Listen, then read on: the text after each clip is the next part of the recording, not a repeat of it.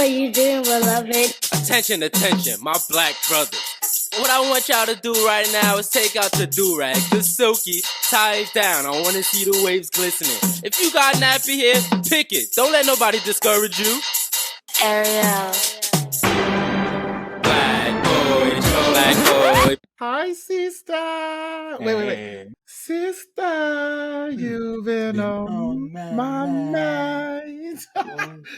Oh, I love. First of all, Happy New Year. Happy New Year. Happy 2024. We're here. We are here. Oh my God. 2024. You know what that means too, by the way.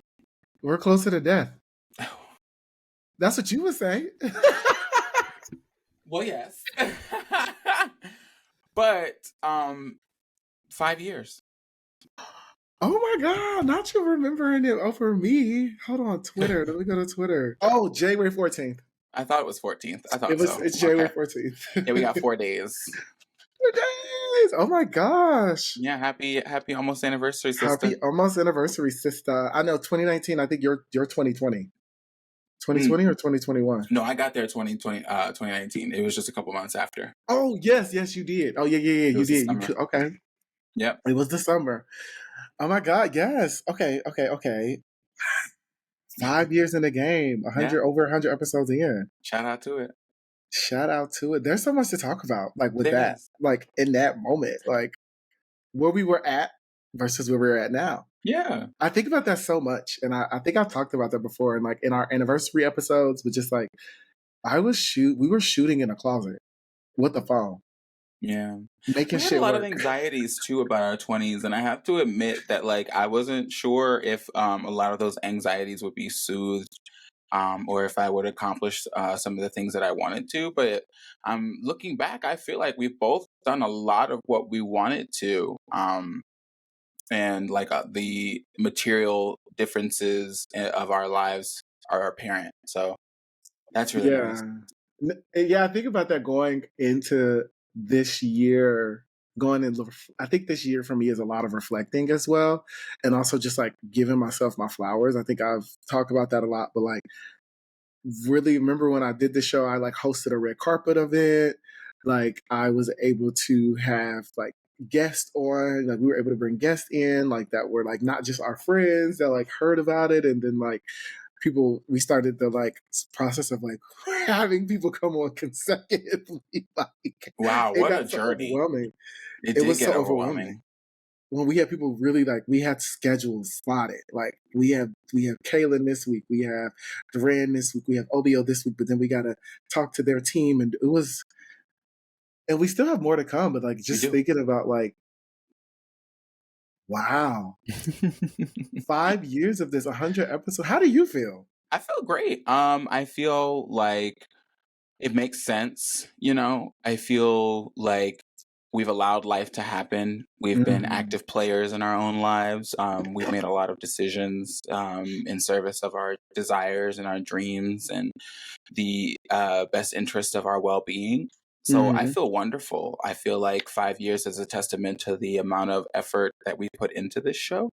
And it feels like a baby. Like this is our baby's fifth birthday. What is up, everybody? It is your boy, Lord Devery. And I'm Derwin King. And welcome back to another episode of That Black Boy Joy, where we hold space for Black boys to be themselves and so much more. What has brought you joy this week? I got to do this. I got to always remember to do that. Oh, that's a good question. Or this time. We haven't had an episode since like before Christmas. So what has brought you joy this time? I will say that I was really intentional about creating holiday joy. So I had an amazing Christmas. I hosted people. I cooked. I just recently made a macaroni, which was really delicious. It looked good, girl. It looked good. Thank you. That was my very first macaroni, my like very first baked macaroni. And when you dipped into it, it sounded like coochie. I loved it. I loved it. No, so the holidays were such a beautiful time for me. One thing I've learned about the holidays is like, you know, it's like dead set in the winter for people who experience winter. So like I get really sad or a little miserable around the winter time, and being intentional about holiday joy is like a perfect Yeah. antidote for that. So I am now looking forward every year to putting that much effort into creating that kind of joy and giving gifts and fostering an environment of comfort and love and peace. So yeah, that brought me so much joy. Do you think that you will host regularly now? Yeah, maybe. It was a lot of work. I will say that much, but I have basically been planning it since November. I knew what I wanted. I had the menu prepared well in advance.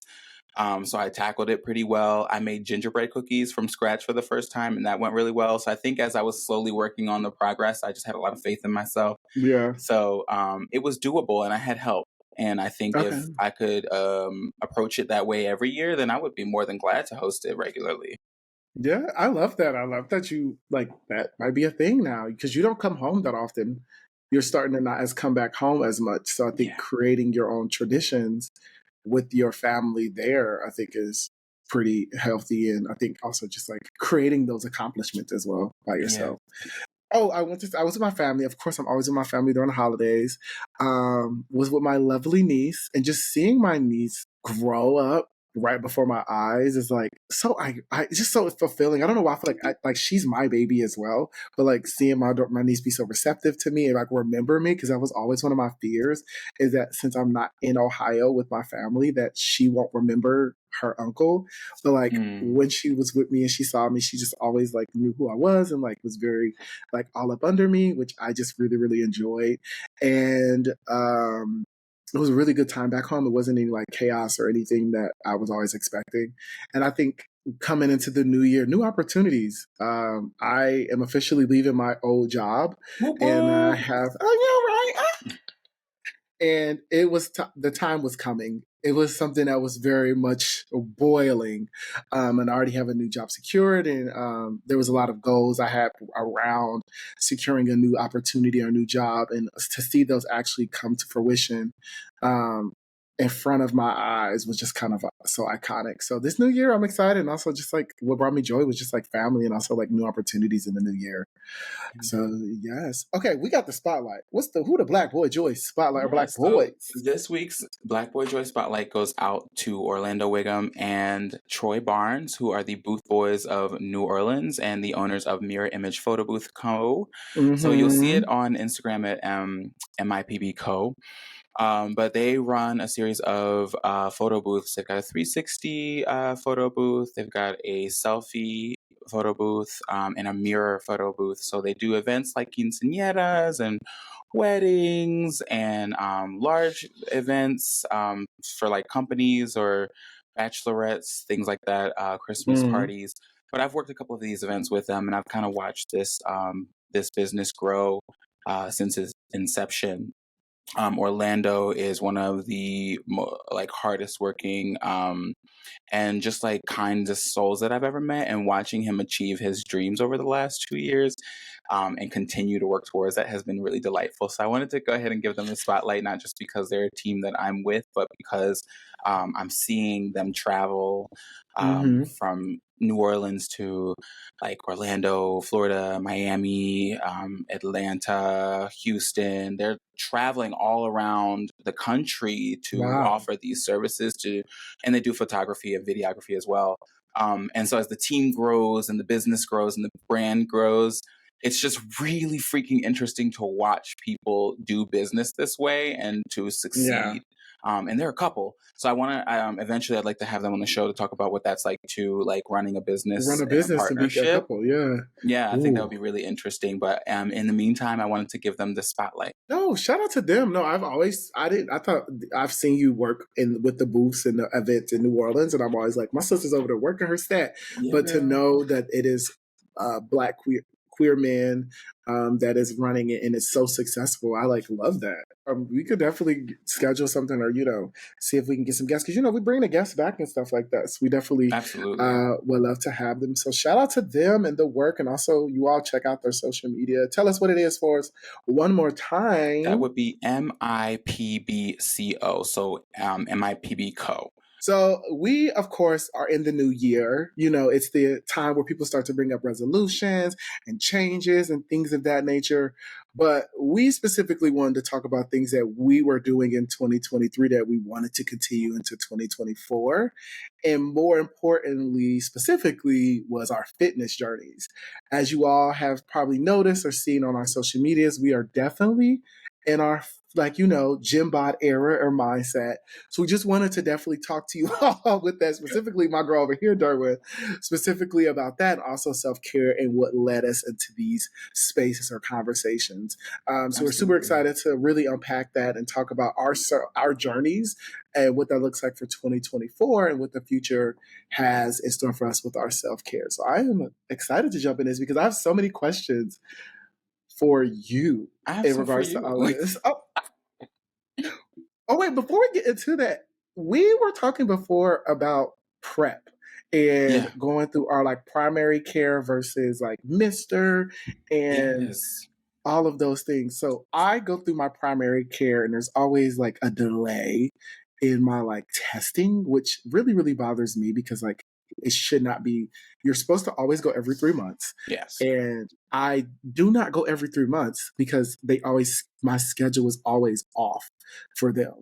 Like, and it really, really bothers me because I'm like, I should be on it. My body is not used to my prep. And so I'm like, is there a lapse in your prep? Like, I know, I hear you saying you're not getting tested, but you also are not getting the refills then every 3 months? Yeah, I'm not getting a refill. Unacceptable. That's completely unacceptable. Yeah, it's not every 3 months because when I go in, I think that I'm telling them I feel like I do this every time. It's like, can I do my 3 month schedule from this moment? Like, can we? Because I have to get 3 months, and then every time I go, I call them. They're like, we have nothing on log. So the next time we can see you, like, I think the last time I've had prep was in the summer.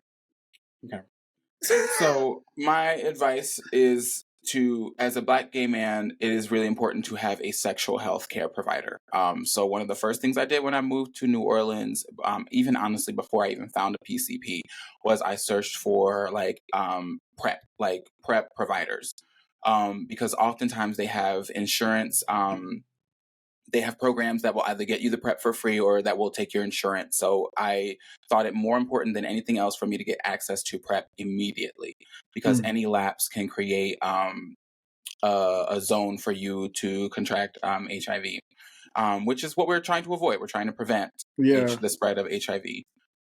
So one of the things I've heard about Black gay men, or just gay men in general, and their experiences with healthcare is that we often have providers who are either ignorant or homophobic, right? So they either don't realize that our lifestyles permit extra care or extra vigilance and cultural competency. So maybe they're not talking to you, or they're not about the right kinds of things, right? Like, okay, this kind of sex you have really impacts your overall health or your overall sexual health. Or that, like, you know, there's a certain kind of tests you need to do depending on if you've had anal sex or oral sex, or if you've been like the top or the bottom. And if you don't have a provider who's culturally competent in that way and having those conversations with you where you're specifically talking about your sex life, then you can have moments like that. So like my doctor, I go to a place called Crescent Care here in New Orleans, and every time I go, even though I do talk to them about my overall health, right? So like we had an issue recently where my blood sugar was really low because I hadn't eaten that day. That was something that doctor flagged. However, most of the time that I go to see this doctor is for my 3-month checkups or just to do regular testing. So he is handling my prep, but he is also, because he's a PCP, like doing everything else. So, but because I prioritized getting the prep, that's how I got connected to this provider. We often have issues where, like, I know I had a roommate who told me that when he talked to his PCP, it was a woman, and she just like she did not specialize in sexual health. He asked her for prep and she discouraged him from getting it because she basically said, like, you're not a hoe. Like, you shouldn't be on prep because you're not promiscuous. You're not out here having like risky sex. And the thing is, like, first of all, you don't know that. He's not telling you that, but you don't know that.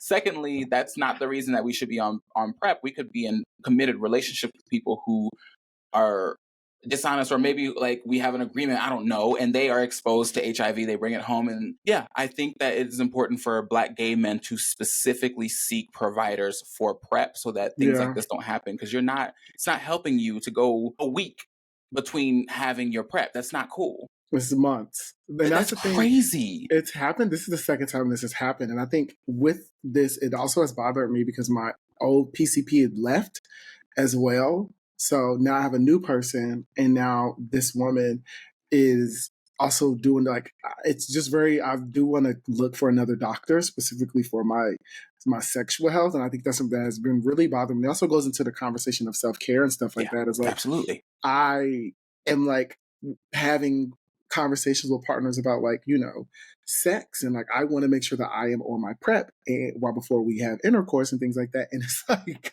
my PrEP is still pending. So I luckily am going to be going in I think 2 weeks.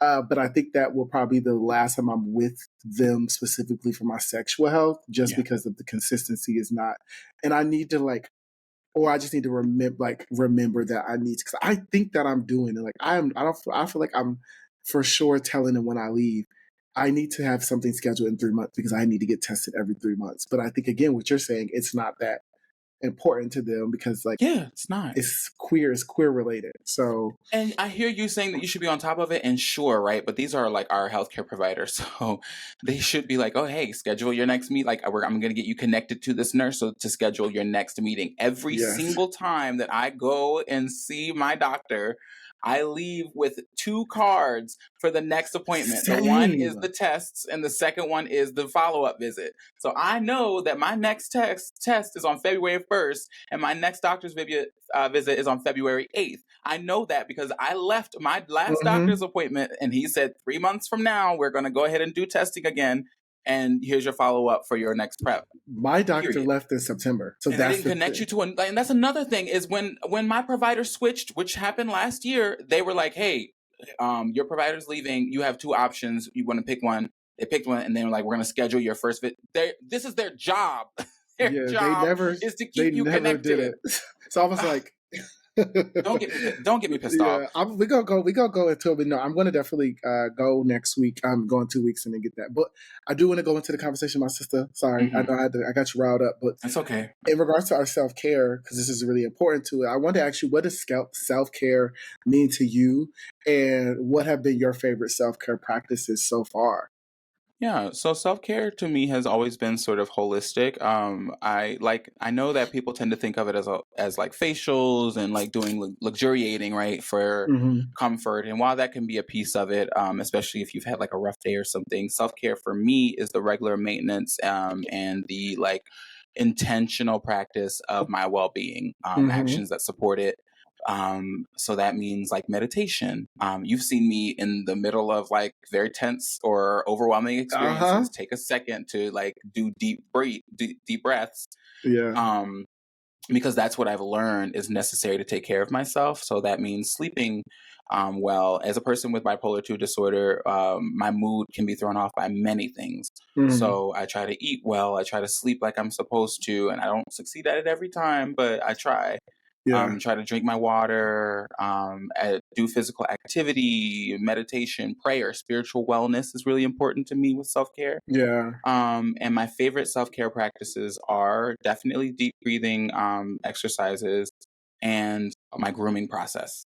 I realized recently that my entire grooming process, from the time that I get out of the shower to putting my clothes on, is a self-care practice. I do deep breaths throughout the entire time. I'm very intentional about lathering my skin, and when I'm like moisturizing my skin, I'm showing it that I care about it enough to like make sure that it gets the moisture it needs, and I'm kind of like doing affirmations in my head while I'm doing it. It's why it takes me like an hour and a half to get ready for the day, because I am just very slow, very intentional, very purposeful. It's almost even erotic sometimes. I'm so serious. I recorded it one day and I looked back at it and I was just like, wow, I'm doing so much, like the whole facial routine. I'm spraying. And it just feels like I am putting on this sort of armor for the day. And it feels like I'm so grateful that I care enough about my body to take care of it. Wow. I'm kind of similar. I think for me, self care is definitely the moment of selflessness and things that you do to make you feel good and make you feel happy and whole by yourself, or just not even by yourself, with others. I think for me, it's definitely something that I've really been intentional with since the pandemic. And then also when I was going through like my issues with eating, and then just also with my like panic disorder and things like that. I think for me, I definitely had to do things that reminded me to be present. So, for example, of course, everybody still knows I'm a yogi. So, like, I still got to do my yoga every day. I'm actually in a 30-day challenge right now, which I'm surprised I'm on day 10. No, I'm not surprised. So, I'm on day 10 of it. For me, it's Shout out to y'all. definitely deep breaths as well. It's definitely doing random moments where I have to just taking those a lot. I'm definitely the same thing. I'm really into my skin and my like beard and grooming. Like I just bought like some new like scrubbers for myself in the shower. And like I'm like excited to use those, and then like beard oils and just like all these grooming things. Like I definitely am the same way with that. And I think for me it's definitely like reading stuff. That's a new thing, is always finding new books. But I think for me it's definitely finding those moments that bring me joy and just like happiness and by myself. And like for example, like right now, like I was excited to buy this topicals like lip balm, y'all. Like I am obsessed with this. So if y'all want this topical slick Slav, y'all should get it. It's Is that what's black on your owned. lip now? Yes. Love Yes, that. girl. Okay.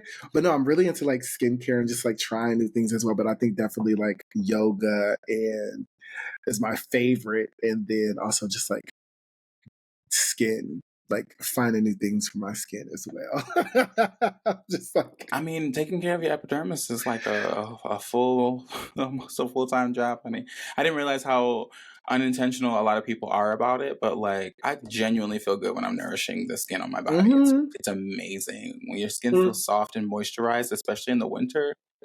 Whew. yes. It's So, before I you go to mean, bed. oh yes, Because honestly, the like before when you I go to get in bed the one, bed with moisturized skin and I'm in my pajamas, my like satin pajamas, oh girl, and the do rag, it's I'm done. naked. So satin, that's you, girl. I I like to sleep naked as well, but when I'm really feeling it, I put them satin pajamas on, honey, and I try to luxuriate. Um, Yes. so when did self care also start including the gym for you? That I think that started during 2021 for me. So it started when I was trying to get in control of my health anxiety. Mm. I was trying to be in the gym way more than I used to be. So one thing about me is I hate lifting weights. Everybody knows it about me. I hate actually just going to the gym and feel like I'm growing out. I don't like that.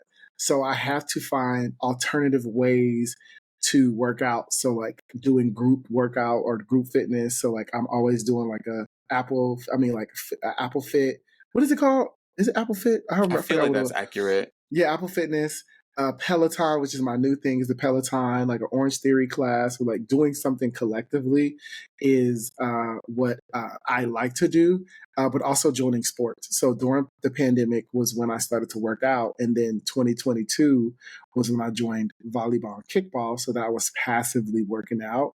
But it was really intense in 2021 because I was like doing a lot of cardio, so I wasn't really in tune to like what I needed to work out or how to do things. And like I lost weight tremendously. Like I would run in the morning, bike in the afternoon, and then I would walk at night. And I would do like 30 minutes a day. And it was really weird. I lost like 30 pounds in like really, in a really fast time frame. So now I'm more so in that like I was bulking it back up. So eating the right type of things, actually lifting fucking weights. But it started really in 2021 for me. And then it just became a more progressive thing that like I do every day now. So I know we both just left the gym. Like we both was just in the gym before we hopped on the calls, or we've done it yesterday or something. Right. So yeah, what about you? Well, I wanted to ask what Oh your yeah. aversion to with lifting weights was, and then yeah, I'll answer that. To me, I just when it goes to my health anxiety. So when I am like specifically doing lifting, I feel like I'm like straining or I'm like putting pressure on like a muscle. So with health anxiety for me is specifically when my body I'm feeling a tingle, or I'm feeling like a thing that my body is not used to. Yeah, fair. It goes into this like fear of like, oh my God, I'm like leading myself into a heart attack, or I'm going to pull a muscle or something. So it was when you're straining or something of that nature, it was for me was that anxiety of it. And then also just like, I just felt like a nigga when I was lifting, and I never want to feel like I'm being like this heteronormative man. Oh my God. Okay, that's interesting because I'm gonna ask you more about that later. Yes. Absolutely, but that's a good point. I started going to the gym actually on January 11th of 2023. So my anniversary is tomorrow. I'm very, very excited about it. Yeah, I started going for two reasons. The funny one is that I had gone to one of Davon Hamilton's underwear parties that like first Friday or whatever at Green Lantern. And you know, I love going there, child. Well, I go, I'm with my friend Drew, and we take pictures, and I get home and I look at the picture and I couldn't tell my stomach from my ass. Oh, you have a big butt. I know. So that means my stomach was really sitting. And I had eaten, so I know I was bloated, but like it was like, baby, there was no definition. And I was like, oh, I didn't know that I looked like this. Just like. So I thought about it and I was like, okay, so you've gained some weight. You know, you gained some weight in the last however many months. That's okay. But this is not what you want. So we're going to do something about it. And then, as you know, I was going through a period of grief. And it's really difficult to find emotional stability when you have a new kind of stressor. Because sometimes it feels like all of your coping mechanisms don't work because you haven't had a chance to apply them to this kind of thing. Yeah. So I think with a new feeling of grief required a new coping mechanism. And so I wanted to be intentional about something. I knew I had set a goal to get fit for the year. And so I was like, I'm going to start going to the gym and I'm going to prove to myself that I can focus on something and set goals and be intentional and turn this year around for me so that I'm not just like crying the entire time. What did it start off with, and like how often do you work out? Like what are your things? So historically, my only workout was always cardio. Like I've been running since I was in high school, and that's never been something consistent. Like I would run for a couple months and then I would let it fall, and then I would be like, oh, I'm gaining weight or whatever, so I'll run again. Running all the way. You was running when we first started to like do the podcast. Like, you were running around in Maryland. I love running outside. Running around in Maryland, bitch. I love running outside. I think it's really peaceful. There's a lot of time to think or just to not think, whichever one you want. And it's a good way to move your body. And I was like good at it. But I think, you know, it was January, so I don't like running outside in the cold. It doesn't feel good. I hate it, actually. Yeah. So I had to start going to the gym instead. And I started off with the Stairmaster because I was like, well, I'm going to work out my butt and thighs. That's what I'm used to doing. So I'm going to do that. Like, when I wasn't running, I was doing squats and sometimes sit-ups. And then I was like, well, I really want to focus on my core. So I set 2 goals for the beginning of my time at the gym. I wanted to build my chest and I wanted to strengthen my core so that I could actually start to see abs. Like I was like, I want abs, physical abs. And so, I mean, I really started off doing 15 reps. How was it? Like 5 sets of 15 reps for like everything. So 5 sets of 15. Damn. I did. I was doing most things I was starting off with like 40 pounds or whatever. And so like I remember doing the abdomen machine and I was absolutely doing 5 sets of 15 of those crunches at like 40 pounds. But I can attest that like midway through that experience, when I started to hit around like 100, I went down to 3 sets because I was like, there's absolutely no reason to do high reps, high sets, high weight. Like that's too much. But I did learn. Yeah. No, go ahead. No, because it's the thing you have to also realize is like the time and the recovery, and then also like the process and like lifting or like putting that strain. Like you do have to realize like sometimes we overwork ourselves because you want like fast results. But it's like, it doesn't work like that. Like you just, you have to recover. You have to know like the science of it. So don't work out the same muscle every day.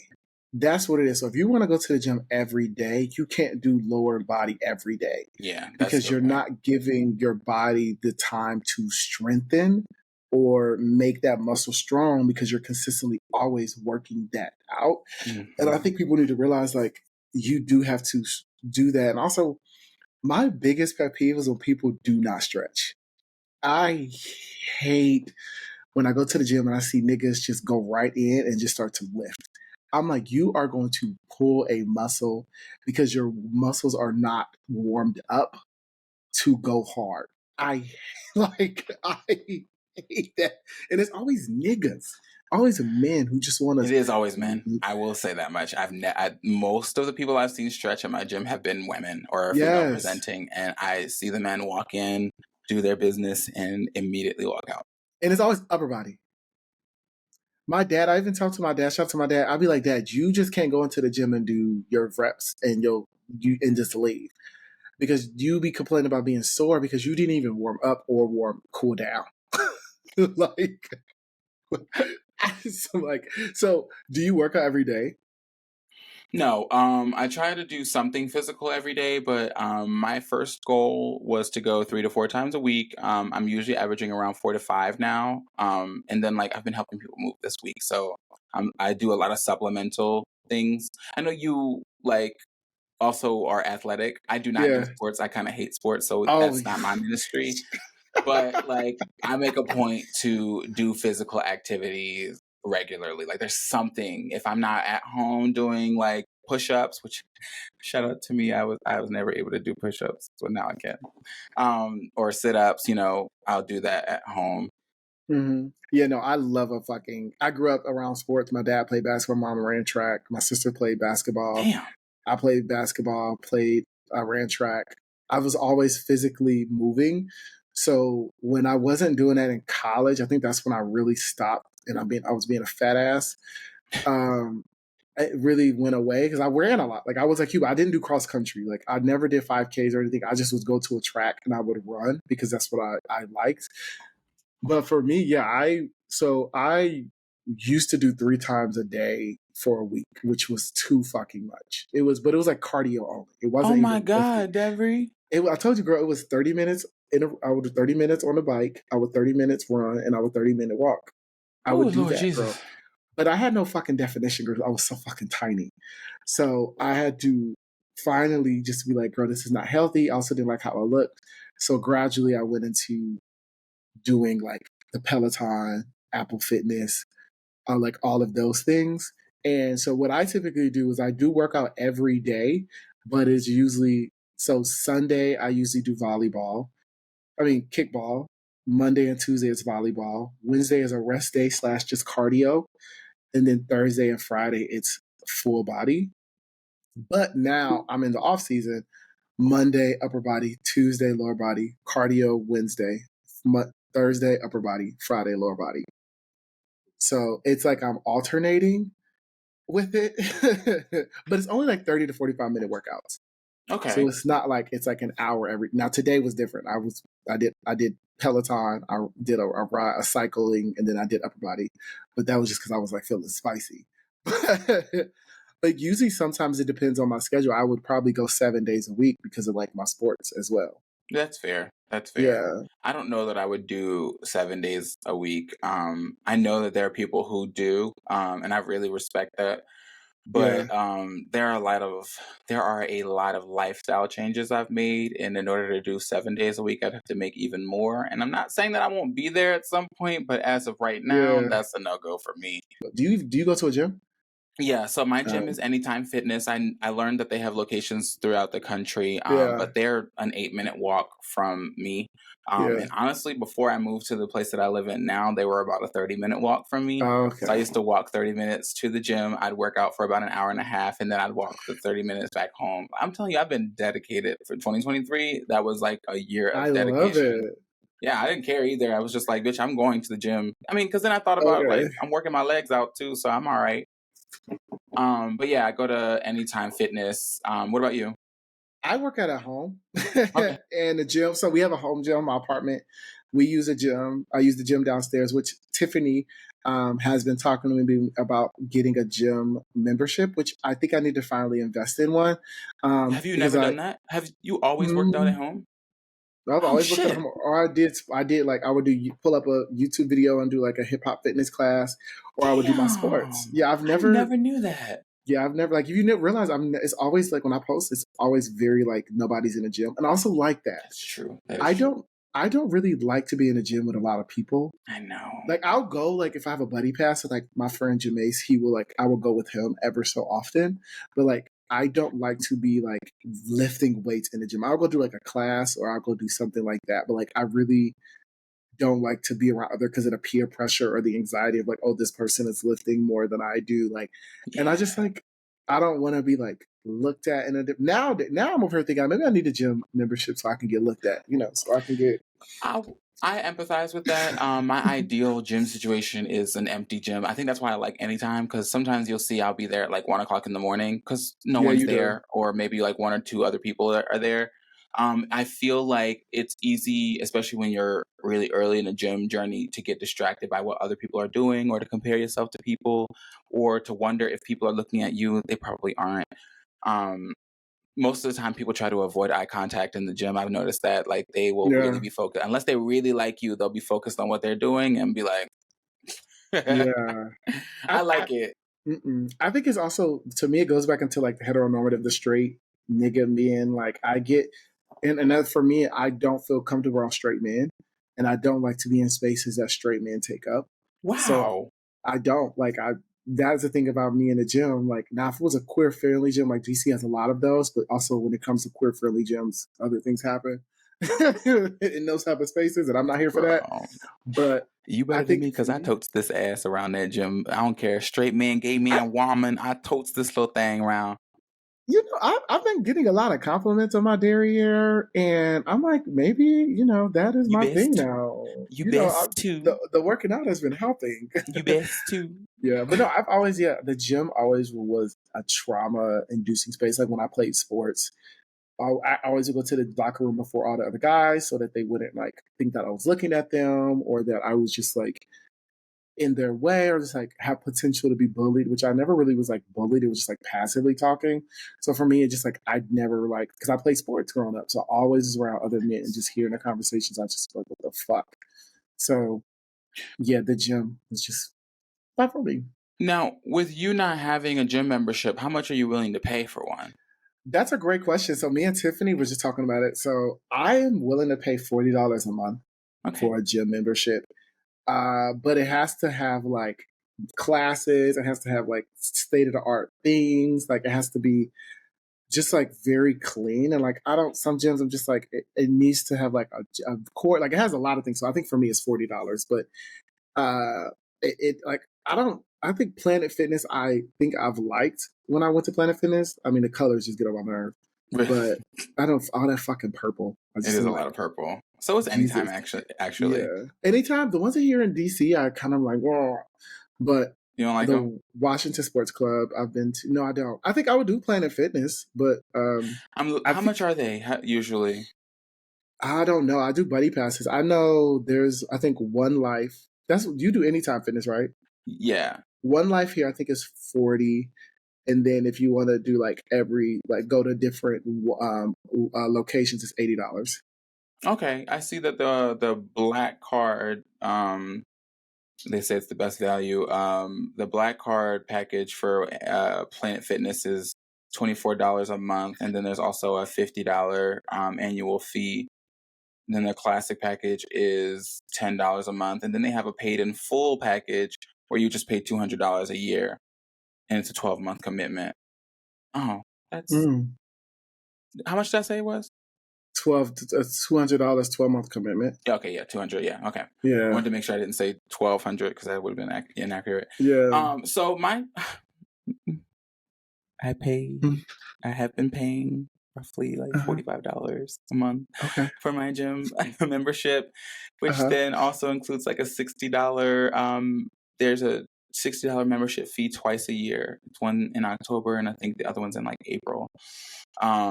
And I feel like the reason that it's super high is because the gym like never closes, so that electricity bill must be high as hell. Yeah. It's really high to get a visitor in there. It's like $18 at my location to get to bring Yeah. someone in with you. I know. But I recently discovered, because I was like, oh, my membership should be like up for renewal soon. Is there anything I need to do? And they told me that this entire time I've actually been paying more because I had a non-commitment. Like I was going month to month. I didn't know that. Yeah. So I just signed up for the 12-month, and my membership fee is going down like $10. Okay. Yeah. Yeah. I mean, I think for me, I've always thought about it as like, I do want to go to the gym to meet people. Oh, you do? I want to go to the gym to meet a man. I want to find me. I feel like I'm always at home. I feel like I work out in my gym. Like, I feel like those are the perfect spaces to like find a partner, probably. I don't know. We at the ab machine, and find the love of my life there. I don't know. I don't know. Good I'm luck with starting that. I have not found any partners at the gym, nor have I found any prospects at the gym, but I'm not looking there. I feel like a lot of people are, so you might find luck. People looking for workout partners or workout buddies and whatnot. Sometimes I feel they just trying to finger pop each other's assholes in the bathroom. Yes. I mean, that is what they do. I'm not trying to find that, though. Do not put me in the stall and try to blow me out. No, no, no, ma'am. Shut up. Okay. So,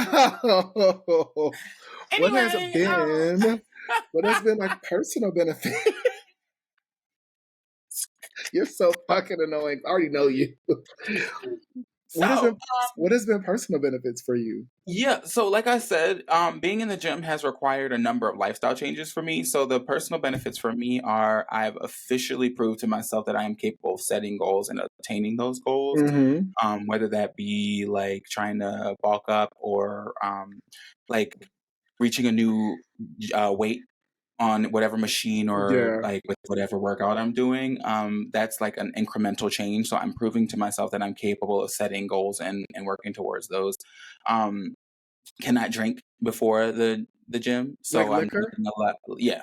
Or wine or anything. Like I just don't drink before I go to the gym. So right, because I wouldn't have a good workout. I'm like, so that's nice. I'm required to eat now. So I historically have some disordered eating patterns.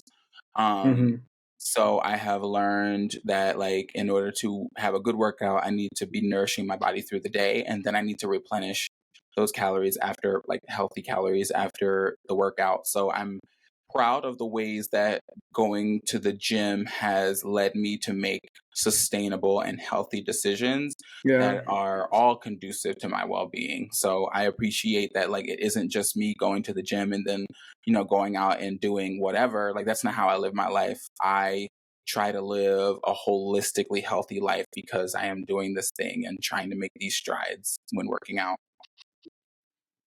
Yeah, I think for me, it's definitely been my mental health.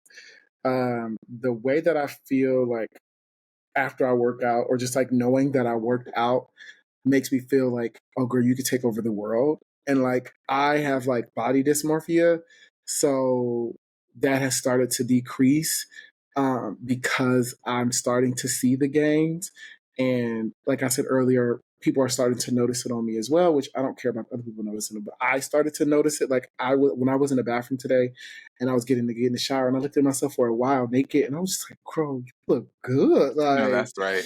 You is looking fine. I think it's just the confidence. In our community, it is very, and we go talk about that in a little bit, but like for me, it's definitely like the physical health and also just like knowing that like I have to prioritize and I've created like discipline with it. Like I have to put time to that. And I think for me, it's like when I see that I'm making a disciplinary action in regards to working out, it's like Devery is discipline. He has discipline. Like he has to work out. He has to do something physical. He's 30 minutes of his day. So I think for me, it just shows that. And just like, also I feel good. Like I feel like I have a lot of energy. Like I feel like I'm stronger. Like I feel like I'm just getting to a space of like feeling confident in who I am. I agree about the discipline part because I'll be in the middle of a workout and I'll be like, I don't really want to do like this thing. And I'm like, you're going to get through these sets. And then, you're going to get through this entire workout. And I'll be like, I'm ready to go, but I'm going to do these last 2 things because ultimately, like, I want a certain outcome, right? Like I've noticed that, like, there are these body goals I have, and I'm really impacted by seeing other men's bodies, but not in a negative way. Like, instead of looking at other men and being like, oh, he has a big chest, I don't have a big chest, like, and feeling bad, I look at other people's bodies and I'm like, I want that. I want to look like that's what I want. So I might then, like, keep the image of a guy's, like, chest in my head. And when I'm doing my chest workout, I'm like, hey, you want that chest that you saw earlier this week? You need to make sure that, like, you don't skip out on this routine, this like chest routine. Or if I see someone's round ass, I'm like, girl, do those squats, do this, like, hip adductor, do this, like, hip thrust, like, do all of it. And I'm really proud that instead of leaning into that sort of, like, I'm not disparaging anyone who's struggling with this. I'm just saying that, like, the other side of it is beautiful. I'm really proud that instead of leaning into body dysmorphia, I have instead learned to be inspired by the bodies of people who maybe, like, have been working out longer than I have, or whose bodies are more, like, willing and ready to look more muscular. It's exciting for me, and it opens this world of curiosity and exploration for me at the gym. Yeah. I think for me, I've started to, like, not compare myself to others. I think for me, I look at certain bodies and I'm like, I am tall, I am more muscular. Like, my body is not going to be able to look like certain people's. I have to acknowledge that. But I think for me, it's like just feeling healthy and, like, feeling confident is what it is. Like first of all, like, Kevin Carnell's body is insane. I saw it today. Like, Kevin Carnell's body, y'all, like, y'all in the gay world, we all know who he is. Like, his body, everybody see that. But he also has a very disciplined regimen as well. Like, he goes to bed at like 7 p.m. He wakes up at like 4 o'clock in the morning, and he doesn't drink. So, like, girl, I love a good drink. So already, like, I said, I canceled that out. I said, okay, girl, I'm gonna make it when I get done. But it's like feeling strong and feeling confident, and, like, when you take off your clothes, like, not being like, oh, I don't have the flattest stomach or something, but, like, just knowing, like, I feel sexy. I think for me has been, like, because in our community, it is very, like our body image is always circled around who we are, or just, like, things desirability. like that. How desirable are you? You look at someone like Kevin Carnell, and, like, you assume that most people, we don't all have the same beauty ideals, but, like, most people will be attracted to that body type, and it's like, oh, I want people to want me in that way. Or on the other hand, you will see people who have, like, fat or larger bodies, and people specifically make disparaging comments, the no fats. No films. Oh, sorry. Right. Yeah, no fats, no films. Yeah. Or, like, just overall, just making really hateful comments about people with larger bodies. And it's so difficult, right? Because these are the realities of how people interact with each other. And this is a conversation, obviously, that happens on Twitter quite often. We're talking about gym bodies and fat phobia. And I want to go on record saying that, like, a large majority of us who are in the gym are motivated by some fat phobic, like, principle or ideal, right? Like, I specifically do not want my body to be large in mass. Like, I don't want to be fat. That is not a personal desire I have for myself. And I understand that there are consequences of being a fat person, right? That this might affect, this is likely to affect whether people find you desirable. At the same time, I am not solely going to the gym with the hopes of being desirable, right? Like, what is more important to me than anyone else, than the way that anyone is perceiving me, is the way that I'm perceiving myself and the way that I feel about myself. And so it has been important to me to have these healthy principles, to treat my body better, to be nicer to it, to work it out. Like, being able to lift things is nice. Like, I don't have, because, you could build a lot of muscle if you have a lot of body to begin with. I've had to put on a little bit of weight to put on some of this muscle. And I helped someone move today, and I'm lifting heavy ass shit, and I'm like, Come on. damn, I'm really doing this, and like that's a good feeling. Like it Yeah. genuinely makes me feel good that I am Yeah. training my body to do things it never could before. But at the same time, I know when I take my clothes off after doing all this working out, a couple people gonna gawk. A couple people gonna be like, oh yeah, I want him, and I've experienced that. Do you feel like you're treated differently now because of the way your body looks? Yes. So, I mean, again, there were people who found me conventionally attractive to begin with, but like I'm getting new kinds of like Mm-hmm. compliments now. Like I'm getting men and women like, like, oh, Yeah. and I'm like, again, I'm aware that there are people with significantly more muscular bodies than mine, right? But I'm not aware that like the more muscular my body gets, the more people can tell. Yeah. And so I can see them responding to it, and I am people are treating me very differently. They're treating me very differently. I'm getting a lot more attention, and then there are actual consequences of that attention, i.e., like maybe someone will put a little bit more alcohol in my drink, like the bartender, or maybe Yeah. I'm going to consider that a good thing for now. Like, okay. I maybe someone is more likely to tip me when I'm working the photo booth, right? Or maybe I'm likely to get better service or to get into this pool for free when it normally is $20, Yeah. which happened all summer. So, Okay. Yeah. you see what I mean? Like people definitely respond to that. They definitely Yeah. respond. Yeah, I agree. I think, I mean, I can be honest. I've definitely seen a difference in me with my new body, apparently, specifically with me playing sports and with me being in shorts or like in certain spaces a lot. Like, literally, I cannot post a gym photo without somebody telling me to turn around. Oh, they're trying to see them cakes. Yes. Okay. Literally. Okay.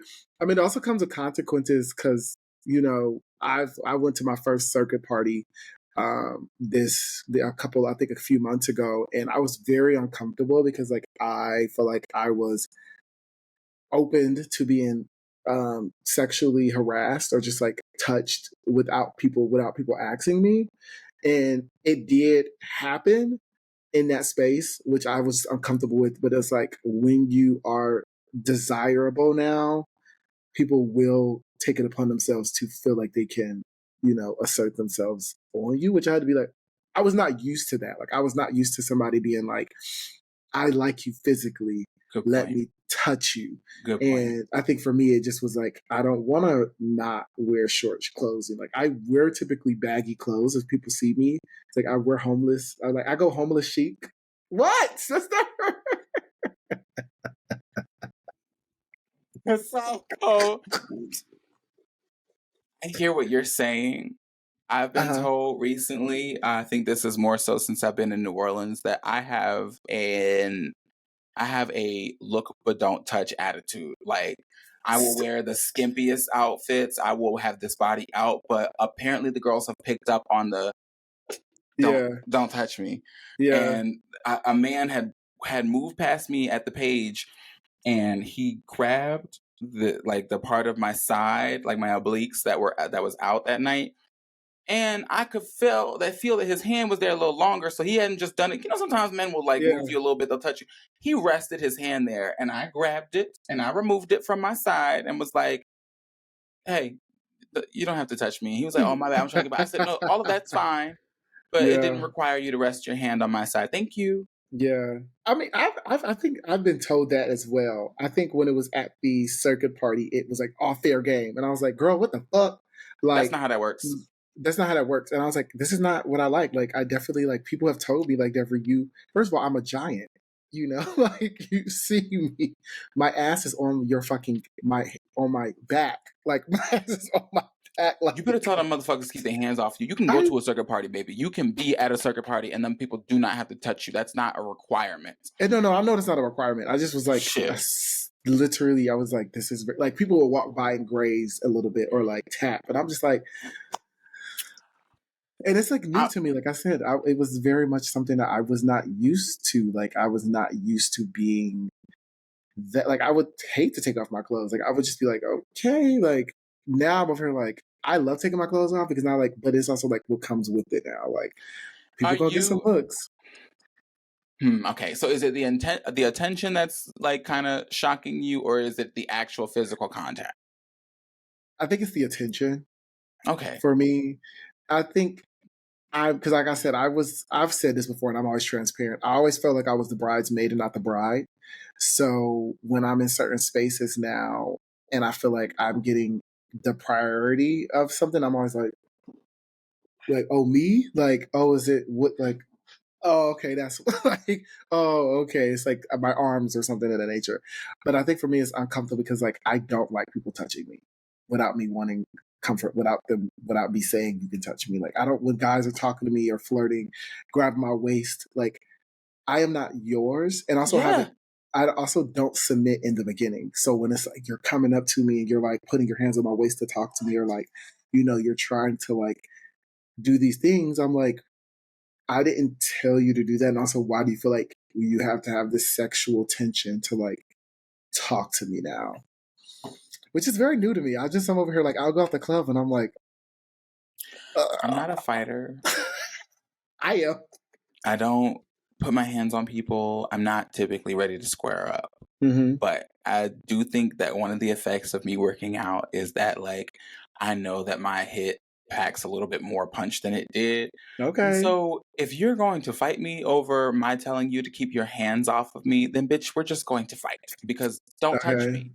Don't touch me. Yeah, and I think for me, it's not been any like OD because like again, like I think it's also I am straight passing, so like I understand that privilege that I have. Like it's not too aggressive. It's just very like when somebody is talking to me, I can see like also when you like have your butt is defined or your butt is some people think that like they can be more you're going to be more submissive so they can talk to you in a certain way or they can touch you in a certain way to get your attention. It's like oof.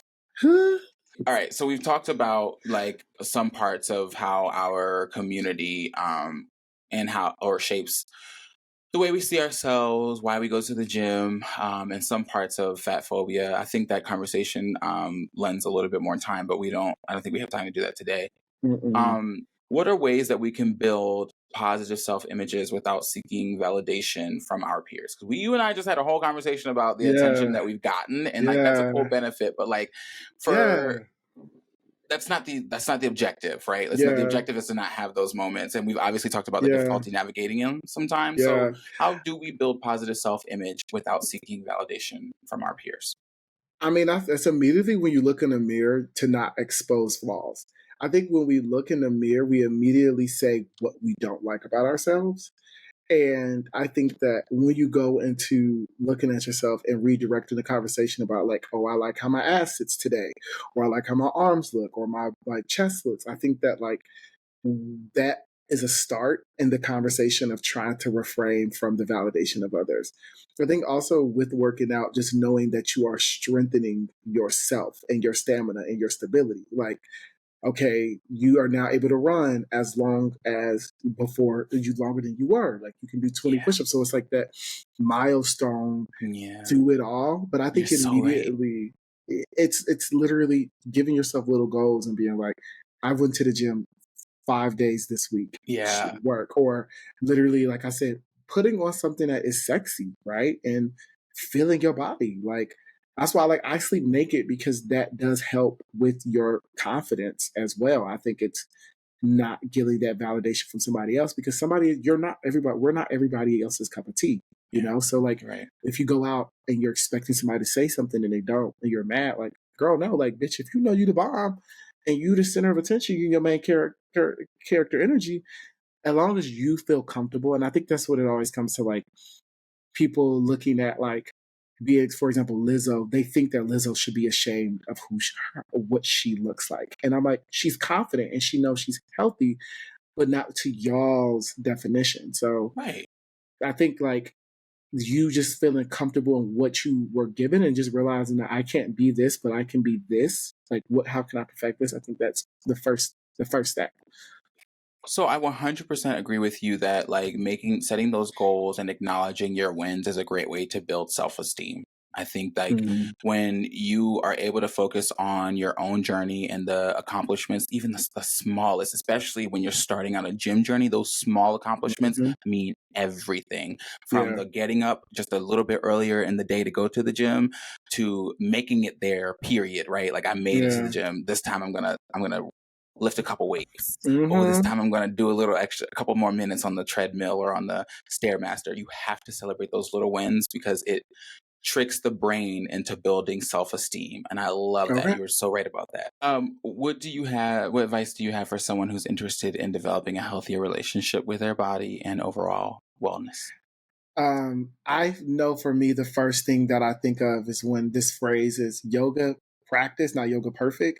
Like, be okay with it not being okay in the beginning. Like, it may not be consistent in the beginning. You may not see these instant, results, but it's knowing that you, again, are disciplined enough to keep going. And eventually your body, I think your mind will start to morph and start to see results. Like, oh, I'm going to the gym, something is happening.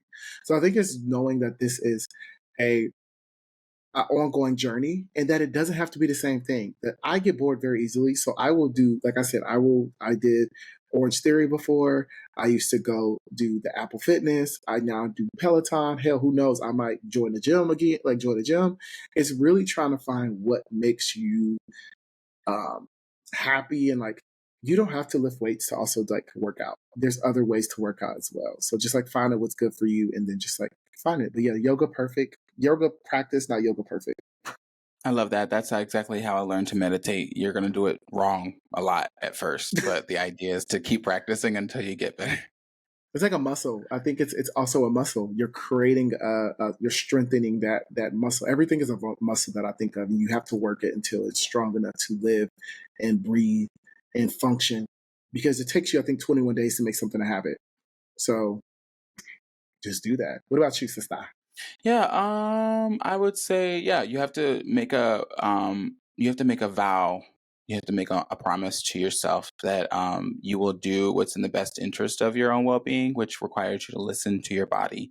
So when your body says pee, pee. When your body says it's time to drink water, drink water. When your body says it's time to, eat, eat. You have to start by honoring your physical needs.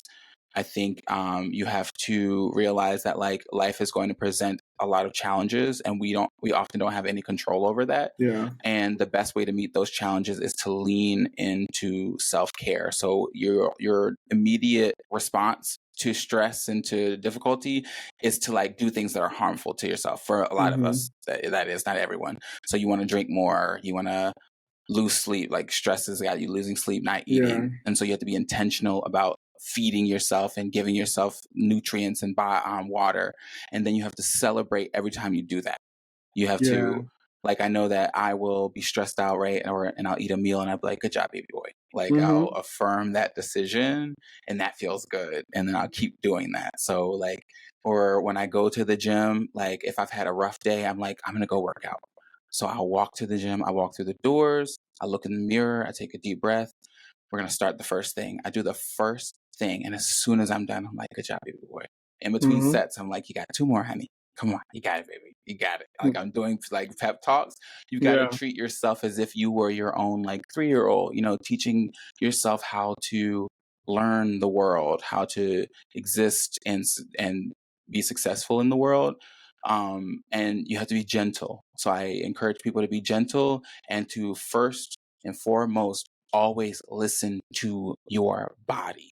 Do right by your body, and it will teach your mind to do right by your whole self. Your body, right by spirit, by body, by mental.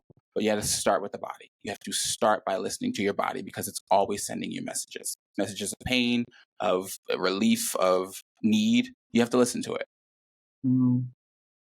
Yeah, it's definitely therapy as well. It's very therapeutic. You're in the gym and you can definitely let out that anger or let out that frustration in a healthy manner. So I think about that as well, as it can be a form of therapy in other regards. There's so much we could talk about. I definitely want us to, respect our time and our listeners, but we got to continue. We're going to continue this conversation in our regular shows. Yeah, I think so.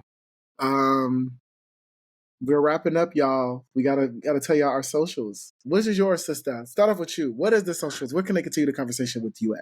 You can follow me and speak with me on Instagram at Derwin King. That's DerwinKing. And on Twitter or X, whatever y'all are calling it these days, at Free Negro. That's FREENEGREAUX. Yes, and you all can, of course, follow me on all my socials at _Lord Every. That is _LORDEVERY. And you all can, of course, follow the podcast on Instagram and Twitter at That Black Boy Joy Pod. And also, you all can go to our YouTube channel at That Black Boy Joy. And if you all would like to write in or be guests or just talk to us through email, you can all hit us up at That Black Boy Joy Podcast at Gmail. And we always want to leave you all with an inspirational quote. And we always tell you all, please be so in love with who you are.